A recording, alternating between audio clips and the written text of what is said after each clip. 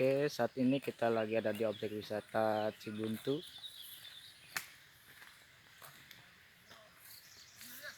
Kita datang dengan anggota 12 orang. Objek wisata ini ya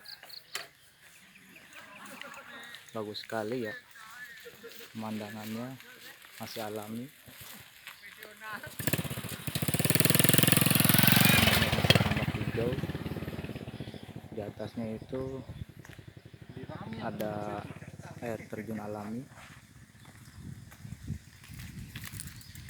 Oke, kelihatan ada di atas air terjun. Ya.